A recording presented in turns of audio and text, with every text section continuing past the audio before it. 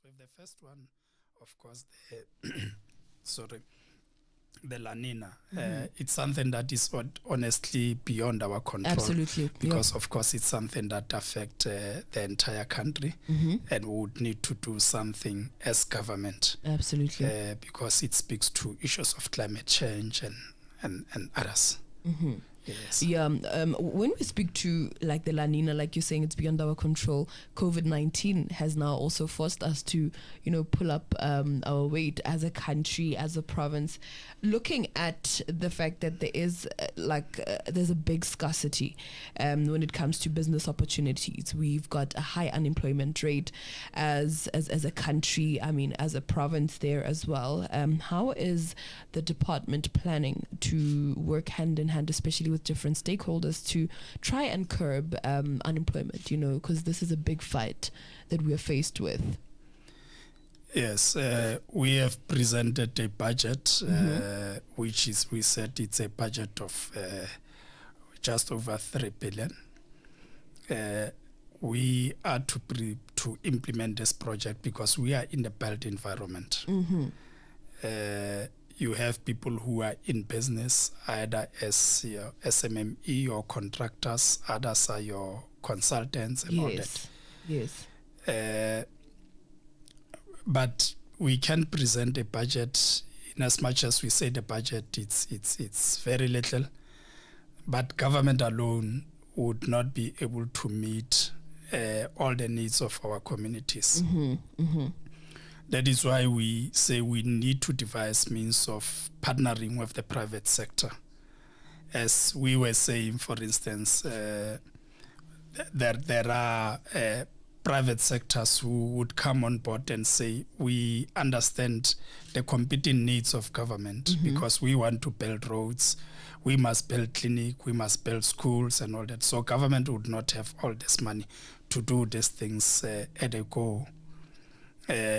If you have people who, because they are also road users, if they come, but also because they understand that they are to benefit if we have very good roads in our province, we'll then partner with these people. And that is why we mentioned that we are partnering with NWK. Yes. Many of their members or associates are using our roads. You have big companies around Lichtenberg in particular. Yes. Your Lafarge, they are transporting cement and others. So they also contribute in the cost of the damage to our roads.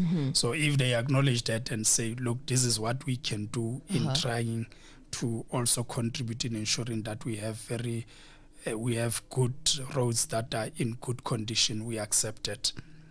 We also have, as I would have mentioned, the traditional leadership of Ramokoka. Yes. Khosi Ramokoka, who said, look, we can put a certain amount on the basket also to help government. We acknowledge and understand that they pay taxes and all that, but their community members are users of these roads. Precisely. So if they come on board and say, this is what we can contribute, we gladly accept it. And we want to engage as many stakeholders as possible to partner with them, the mining industry or sector, so that they can bring their part, and then we can see how far can we go in ensuring that we have very good road infrastructure in the province. Very important, because ultimately we all use the roads. There isn't a single person who can come and say, I don't use the roads, because then how do you get around? And the issue of an under expenditure was a big one. The North West Province also came under a lot of fire and light very recently because of under expenditure, especially when you look at, for instance, the condition of our roads. Let me see, what are your thoughts on this matter? I must say that since I took over the reins of the department, firstly, you must know that the department is under administration there's an intervention by a national government, Yes. but we can't just throw our hands in the air and say we are under administration. We need to provide leadership and lead our people. Since the intervention, we have tried to make difference. The department is notorious not of spending its conditional grant. Yes. But I can tell you that in the previous financial year, we spent close to 98, if not 99% of the conditional grant. All right. This time, I am informed, of course, I'm still waiting for a formal report, but I'm informed that there were some contributory factors that were beyond our control. Okay. All right. Which involve other stakeholders. For instance, if a contractor has to establish a site, All right. he or she must receive a work permit from the labor department. Okay. So if these things are not done timelessly, time is not waiting for us. We must do something. So what happened, there are a number of things that are said to be contributory factors. But my attitude and approach is that, look, there should be no justifiable reason for underperformance, Yes. including under expenditure, because we understand what it means. It means if we have underspent, it means we would have not underperformed. We have made commitments either to reseal the roads or to patch the potholes or to cut the long grass. It means we would have not done that. But it also denies our people an opportunity, like we are just talking about the issues of the roads. And those who would have at least benefited from that. So we understand the implication. So our attitude must be that there should be no justification. Those who are compromising us, those who are not bringing their part, we must be very decisive in dealing with them and ensure that we hold everybody accountable.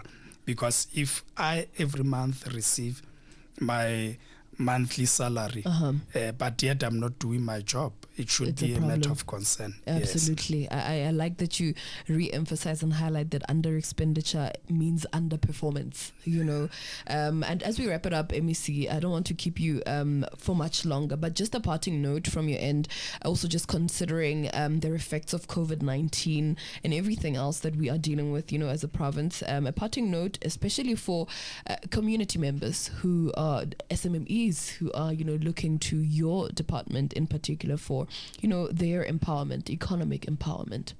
Yes, there is an outcry that we present as different government departments, we present budget here in the province. Yes. What does it mean for the people of the Northwest? Yes, there is service delivery, but you have people who are business people. What is their stake or what is their take on this budget? It should also benefit them. There is a huge outcry that our budget is being spent outside the provinces and all that, and we are not taking care of the people of the province. So my take and attitude is that this budget should benefit the people of the province. And that is why every project that we implement, we go to the community, we tell them about both direct and indirect benefits in terms of job creation or job opportunities, including economic empowerment for our SMMEs.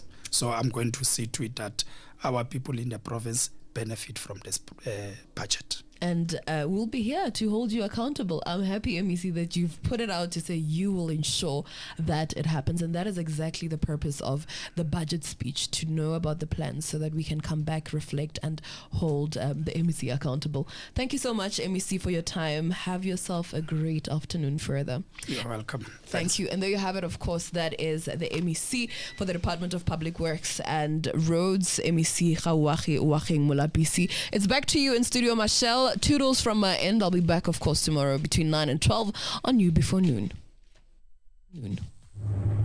Mohlapi Modise, Current Affairs. Karabo Mokhalagadi, Sports. Sibingelelo Nhlengetswa, Traffic.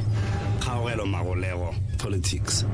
News Note covers news in the North West Province, Gauteng, and the rest of the country. Get the latest news first on newsnote.co.za and News Note on